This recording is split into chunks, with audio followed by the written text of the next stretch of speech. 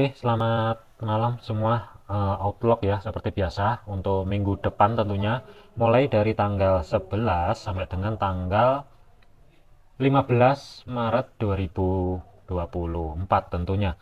Kita bahasin dulu ya sebelum masuk ke teknikal, masuk ke fundamental dulu.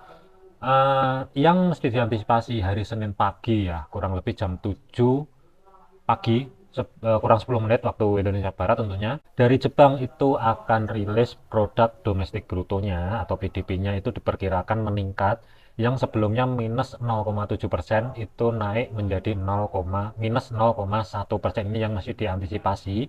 Hari Selasa itu ada indeks harga konsumen dari Jerman diperkirakan juga meningkat. Kemudian disusul malamnya itu indeks harga konsumen juga dari zona Amerika diperkirakan akan ada sedikit penurunan. Cuman aktualnya berapa nanti kita cek lebih lanjut, surprise atau enggak. Nanti kita akan cek lebih lanjut tentunya setelah hari Selasa ya, setelah rilisnya. Tentunya nanti kita juga akan bahasin masalah teknikalnya. 0,4 diperkirakan menurun menjadi 0,3. Kalau misalkan nanti ini aktualnya 0,3 ataupun di bawahnya, kemudian yang bawah ini juga 0,3 diperkirakan kalau aktualnya juga di bawah dari perkiraan 0,3 juga atau justru malah di bawahnya. Kemudian 3,1 diperkirakan juga di bawah 3,1. Ini potensial mungkin untuk indeks dolar ini akan mengalami pelemahan lebih lanjut. Itu yang mesti diantisipasi. Tetapi kalau misalkan surprise, tentunya kalau misalkan di atas perkiraan 0,4 atau minimal 0,5 lah kurang lebih ya.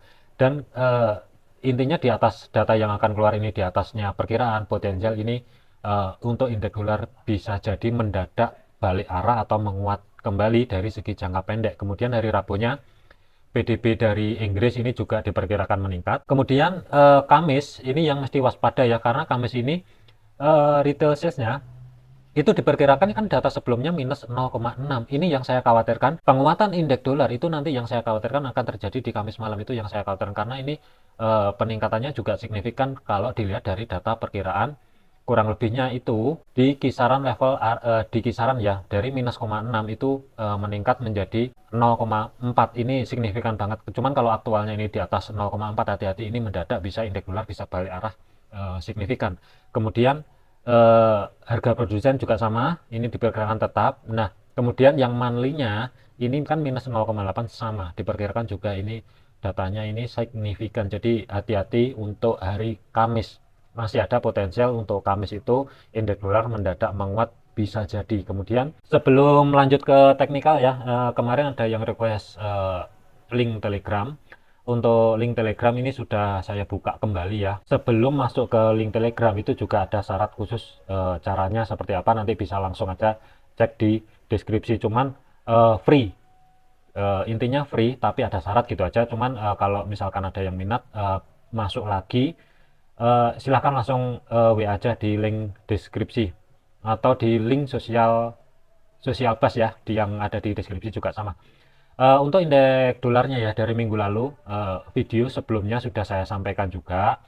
Hati-hati kalau misalkan kehilangan resisten 4-nya, potensial dia akan nutup gap yang di sini. Dan ini tadi malam kejadian waktu NFP. Sampai malam itu kan setelah rilis, dia spek ke bawah, tutup gap, kemudian balik arah.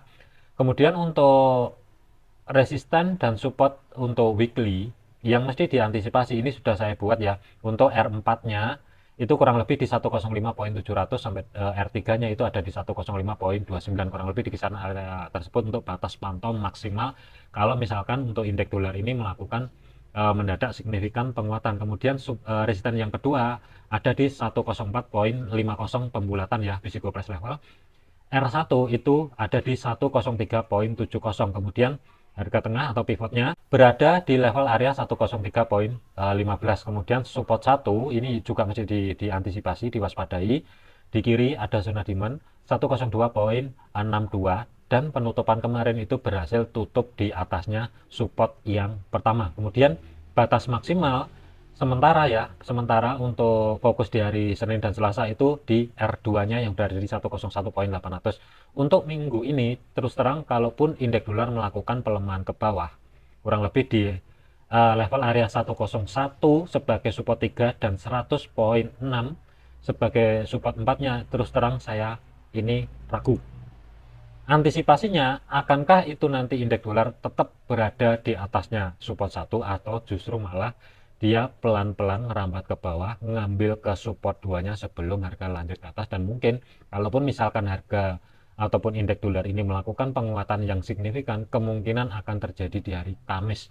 Jadi antara hari Senin sampai dengan Rabu itu masih ada potensial ini untuk indeks dolar itu lanjut ke bawah masih ada, tetapi yang mesti diwaspadi adalah zona demand yang berada di level area kurang lebih di sekitar batasan terbawah adalah 102.332 kurang lebih di sini.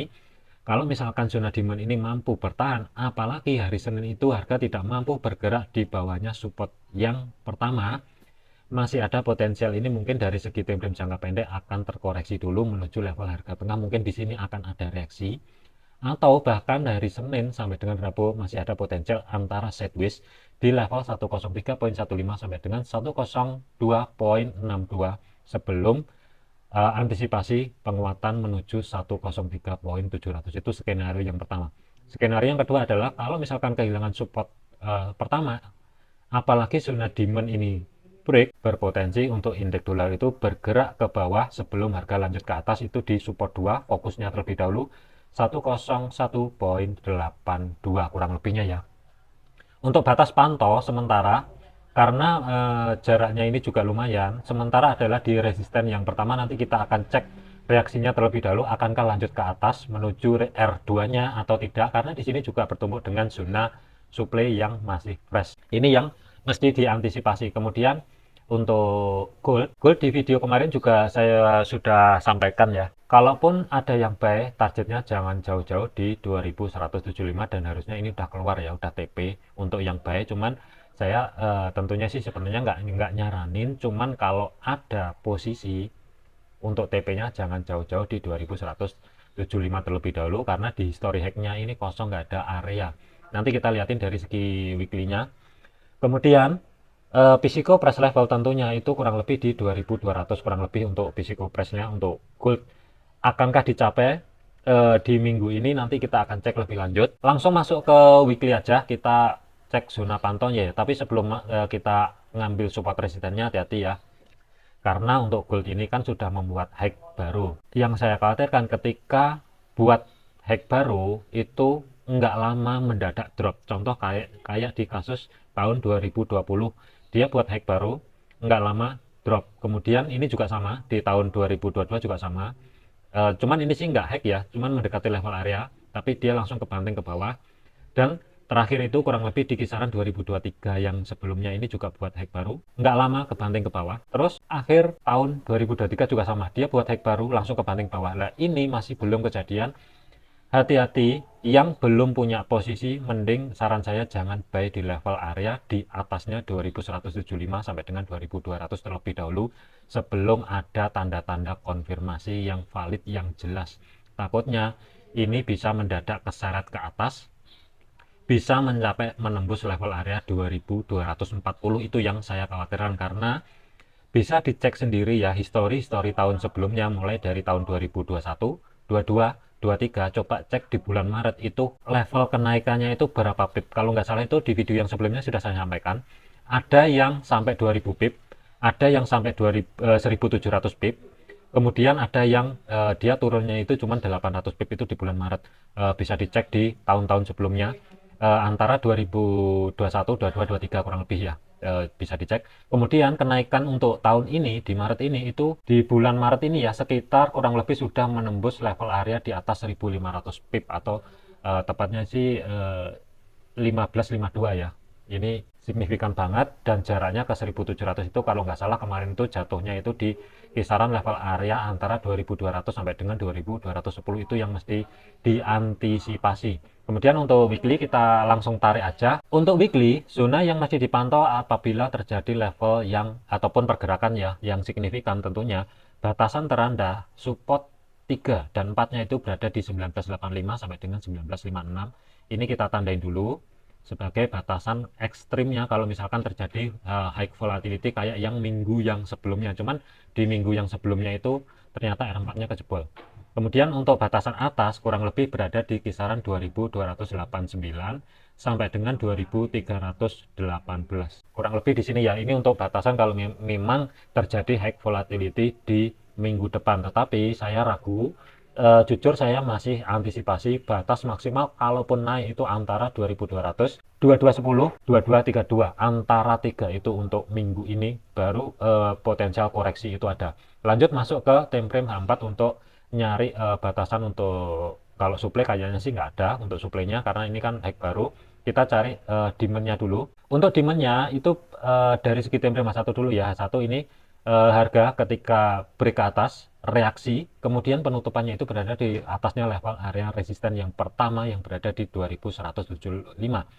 Masih ada potensial ini harga lanjut ke atas, cuman saya jujur saya tidak menyarankan buy karena ini bisa aja cepat gerak ke atas langsung ke banting ke bawah dalam waktu kurang dari 4 jam, ini bisa kejadian. Jadi antisipasi mending wait and see dulu, cari konfirmasi yang jelas. Mungkin kalau misalkan harga bergerak di bawahnya 2175 ini mungkin oke dengan jarak stop loss sementara di atasnya 2200 terlebih dahulu sebagai history hack-nya sementara sih. Tapi kita liatin dulu karena di sini juga ada rally base rally ya. Cuman saya kalau dari segi time frame satu antisipasinya sebenarnya itu kurang lebih di 2164 batasan terbawah sebagai zona demand kurang lebih di sini ya. Kalau misalkan ini ke break mungkin dari segi time frame kecilnya ini akan kelihatan koreksi baru lanjut ke pivot atau harga tengahnya yang berada di 2137 terlebih dahulu. Kemudian antisipasi batas maksimal sebenarnya ya untuk minggu ini jangan jauh-jauh dulu, pergerakan antara batas bawah harga tengah berada di 2137,5, kemudian 2100 pembulatan sebagai psiko press level. Cuman di level support satunya kalau H1 sih ini ada zona demand kecil tapi ini tidak bisa dikategorikan sebagai zona demand. Demandnya itu sebenarnya ada di bawah, cuman kalau di sini saya ragu. Yang saya khawatirkan ini nanti kalau kejadian kayak gini, ini cek dulu di kirinya. Di kiri kita tandain dulu ya, di level kiri itu ada histori atau enggak di kurang lebih di 2100 dari segi time frame H4. Dari segi time frame H4 juga nggak ada ya 2200, cuma ada spike ke atas baru reject ke bawah. Sementara karena nggak ada zona yang kuat di level area tersebut, jadi ini kita jadikan sebagai level area resisten sebagai psiko press levelnya karena psiko press levelnya itu ada di 2100 sementara di sini dulu. Kemudian untuk support 2, kalau support 2 ini ada zona pas banget rally base rally atau zona demand yang masih apa namanya dikategorikan ini mungkin bisa terjadi overnya karena jaraknya dari penutupan ke level area tersebut itu ruang gerak sekitar 1350 pip. Ini mungkin area overnya mungkin untuk minggu ini di sini. Balik lagi ke time frame H4. Jadi sementara kita tandain dulu di level-level penting ini untuk zona demandnya ya, mungkin untuk antisipasi. Tetapi untuk pergerakan ke atas hati-hati dengan level area 2200 itu yang pertama. Kemudian R2-nya itu berada di 2232. Tidak menutup kemungkinan untuk gold ini lanjut ke atas menuju 2200 sebagai psiko price level. Mungkin kalau dari segi teknikal ya kita ngambil dari support resistennya mungkin dia akan ke atas dulu baru drop signifikan, baru nanti ini akan bermain-main atau set base di antara R1 2175 dan support satunya berada di level psiko price levelnya itu di 2100. Ini yang saya khawatirkan. Tetapi batasan atas sementara antara 2200 sampai dengan 2210 itu juga mesti diperhatikan. Kalau misalkan harga gagal menembus level area ini sebagai batasan maksimal zona pantau untuk minggu depan, masih ada potensial ini untuk gold itu terkoreksi ke bawah sebelum lanjut ke atas. Ini yang mesti diantisipasi. Kesimpulannya untuk saya pribadi, saya nggak akan entry posisi buy ataupun sell selama harga tidak ada konfirmasi yang jelas. Maksudnya kalau sudah ada konfirmasi yang jelas mungkin saya akan entry, cuman kalau untuk buy terus terang saya nggak berani karena kategorinya adalah sudah telat. Itu yang pertama. Yang kedua adalah saya nggak day trade, saya lebih ke swing. Jadi saya lebih prefer antara nunggu konfirmasi di antara 2200 sampai dengan 2210 ada reject ke bawah dan ke bawahnya itu nanti harga bergerak di bawahnya 2200, mungkin koreksinya bisa valid kalau misalkan dia tidak membuat high baru, mungkin ini akan turun dulu untuk koreksi menuju harga tengah batas sementara ya di 2137 sebelum harga up kembali. Ini mungkin oke, dan ini risk rewardnya pun kalau digambar juga jaraknya juga lumayan. Kalau misalkan dapat harga di 2200 lah kita anggap sebagai stop lossnya, saran saya adalah di atasnya 150 pip itu amannya, karena volatility-nya untuk gold ini gede banget. Kurang lebih untuk jarak stop loss saran saya adalah di 2215, di atasnya minimal ya, untuk ngasih ruang gerak. Takutnya terjadi spike kayak seperti ini, spike ke atas balik lagi. Ini yang saya khawatirkan ya. Kemudian untuk targetnya, untuk TP1 mungkin bisa di 2175, itu ruang gerak sekitar 250-an pip kurang lebihnya, dan di harga tengahnya di 2137 itu ruang geraknya sekitar 620 sampai dengan 625 pip. Ini mungkin oke. Cuman kalau untuk swing beda cerita. Kalau untuk swing ini mungkin ke level area 2200 dengan target sekitar 1000 pip ya kurang lebih, ini oke. Tetapi stop lossnya ini nggak bisa di sini, stop loss harus berada di atasnya 2232, ruang gerak sekitar di atas 400 pip. Ini mungkin oke khusus untuk yang swing. Cuman kalau untuk yang trade mingguan, saran saya jangan jauh-jauh stop lossnya berada di atasnya 2215 kurang lebih di situ. Kemudian targetnya sementara batas maksimal jangan jauh-jauh di 2137 terlebih dahulu. Ini untuk referensi ataupun gambaran untuk cari setup sell. Itu skenario yang pertama. Kemudian skenario yang kedua, kita lihatin dulu dari segi time frame H1-nya. H1-nya di sini ada zona demand kecil dan sudah dites tetapi belum berhasil break. Skenario-nya adalah satu, kalau misalkan harga ini tidak mampu bergerak di atasnya 2185 kurang lebih di batas pantau yang di kiri, di level kirinya di sini itu pembulatan ya 2186 pembulatannya di sini. Kemudian ada skenario kalau misalkan ke atas ke reject dan zona demand yang di sini pertama ini ke break, mungkin ini bisa dijadikan referensi atau gambaran cari ancang-ancang setup sell, dengan catatan ketika terjadi koreksi harga tidak mampu bergerak di atasnya 2175. Ini kuncinya. Kalau misalkan itu kejadian, mungkin bisa ancang-ancang atau dipertimbangkan untuk cari setup sell, tapi targetnya nggak bisa jauh-jauh kalau dari segi time frame H1, karena di sini juga ada support ya, harga tengah atau sementara untuk saat ini berfungsi sebagai supportnya. Ini harga tengah pivotnya di weekly tadi, karena di sini juga ada zona demand kalau kita lihatin dari segi time frame H1. Jadi batasnya adalah kalau mau cari setup sell, dengan catatan ada konfirmasi yang jelas, jangan jauh-jauh di 2137 terlebih dahulu. Perhatikan jangan barbar, jangan overload, jangan overtrade, itu aja. Nanti untuk pivot apa namanya, Fibo custom ya, untuk menentukan support resisten dan pivot ini nanti kita akan bahasin tentunya lengkap di Telegram ya. Nanti kalau sudah kumpul semua, nanti kita akan bahasin mulai dari konsep money management yang benar itu gimana, terus supaya nggak overload, nggak overtrade itu seperti apa, dan tentunya nanti ini level-level ini settingannya nanti kita akan buka di Telegram tentunya. Ini untuk gambaran saya pribadi ya. Kemudian kalau misalkan kita kasih posisi penjualan, mungkin cari di bawahnya 2175. Tetapi hati-hati untuk stop loss ya. Hati-hati untuk stop loss. Zona di kiri kan tadi 2186. Mungkin bisa taruh di atasnya 2192. Kurang lebih di sini. Ruang gerak sekitar 187 pip untuk stop loss. Tapi targetnya itu ruang gerak sekitar 360-an pip. Ini mungkin oke, risk rewardnya masih imbang 1/2 lebih. Oke, mungkin itu aja untuk outlook untuk indeks dolar dari segi fundamental dan gold. Untuk pair forex setelah video ini akan diupdate. Oke, sekian, terima kasih, sampai jumpa di video selanjutnya. Ingat jangan overload, jangan overtrade.